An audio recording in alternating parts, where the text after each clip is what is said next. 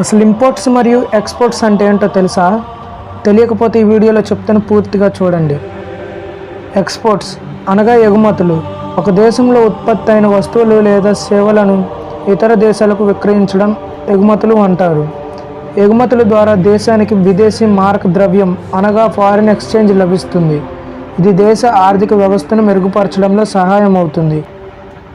దిగుమతులు అనగా ఇంపోర్ట్స్. విదేశాల్లో తయారైన వస్తువులను లేదా సేవలను తమ దేశంలోకి తీసుకురావడాన్ని దిగుమతులు అంటారు. దేశంలోని అవసరాలు, వినియోగదారులకు డిమాండ్ మరియు వనరుల కొరతను తీర్చేందుకు దిగుమతులు అవసరమవుతాయి. దిగుమతులు దేశ అవసరాలను తీర్చడంలో కీలక పాత్ర పోషిస్తాయి. మనం చూసుకుంటే వరల్డ్ వైడ్గా ఎక్కువగా ఎక్స్పోర్ట్ చేసే కంట్రీస్లో చైనా ఫస్ట్ ప్లేస్లో ఉంది. చైనా ప్రధానంగా electronics, smart phones, computers, machinery, textile and steel and metals, toys and consumer goods వంటి ఎన్నో ప్రొడక్ట్స్ని ఎక్స్పోర్ట్ చేస్తుంది. Number 2 America.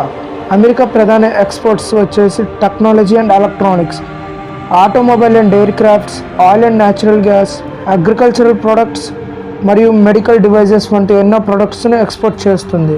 Number 3 Germany. మనకు జర్మనీ అనగానే వెంటనే గుర్తుకు వచ్చేది కార్స్. జర్మనీ కార్స్కి ఎంతో ప్రసిద్ధి చెందినవి. మనం చూసుకుంటే ఎంతో ప్రాముఖ్యత కలిగిన వంటి BMW, బెంజ్, వోక్స్ వ్యాగన్, పార్ష్ వంటి ఎన్నో కార్స్ ఈ దేశం నుండి ఎక్స్పోర్ట్ అవుతాయి.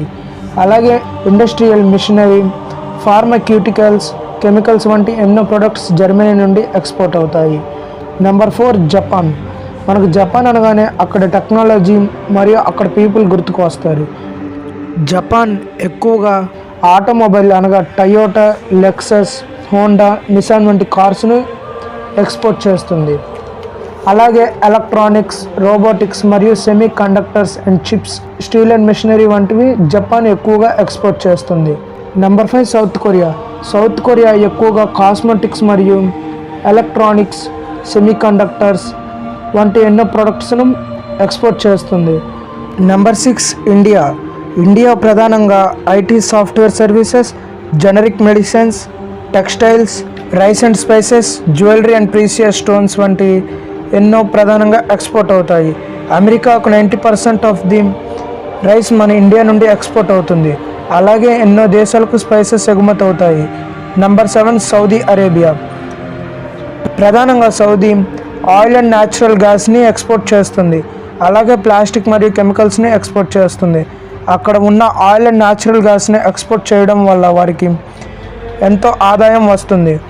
Number 8 Russia. ప్రధానంగా రష్యా మిలిటరీ వెపన్స్ మరియు ఫైటర్ జెట్స్, ట్యాంక్స్ని ఎక్స్పోర్ట్ చేస్తుంది. అలాగే ఆయిల్ అండ్ న్యాచురల్ గ్యాస్ని మరియు మెటల్స్ అండ్ మినరల్స్ని కూడా ఎక్స్పోర్ట్ చేస్తుంది. తక్కువగా ఎక్స్పోర్ట్ చేసినా వారి ఇంపాక్ట్ చాలా ఎక్కువగా ఉంటుంది. Number 9 Brazil. బ్రెజిల్లో ఎక్కువగా agricultural products like coffee, soybeans, sugar వంటివి ఎక్స్పోర్ట్ అవుతాయి. అలాగే ఈ దేశం నుండి ఎక్కువగా బీఫ్ మరియు చికెన్ ఎక్స్పోర్ట్ అవుతుంది. Number 10 France. ఫ్రాన్స్ అనేది ఒక టూరిస్ట్ కంట్రీ. ఆ దేశానికి ఎక్కువగా టూరిజం వల్ల వారి GDP పెరుగుతుంది.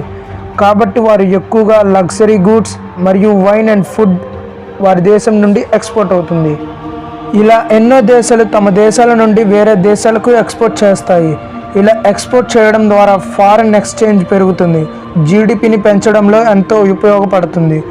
ఎక్స్పోర్ట్స్ వల్ల దేశం యొక్క రిలేషన్స్ మరియు ట్రేడ్ వ్యవస్థ బలపడుతుంది. ఎక్స్పోర్ట్స్ అనేవి ఒక దేశంలో కీలక పాత్ర పోషిస్తాయి. ఒక దేశానికి వారి అవసరాలను తీర్చేందుకు ఎంతో ఉపయోగపడతాయి.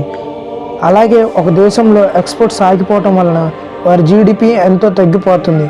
వారి కంట్రీస్ మధ్య ఎన్ని గొడవలు ఉన్నా వారి దేశం నుండి ఎక్స్పోర్ట్స్ అవ్వటం ఆగవు. మనం చూసుకుంటే మన ఇండియాకి, చైనాకి ఎన్నో వార్స్ జరిగి ఉంటాయి. కానీ మనకి ఎక్కువగా చైనా నుండి ప్రొడక్ట్స్ వస్తాయి. అలా ఎక్స్పోర్ట్ చేయడం ద్వారా మన దేశానికి మరియు మన దేశంలో ఉన్న ప్రజలకు ఎంతో ఉపయోగపడుతుంది.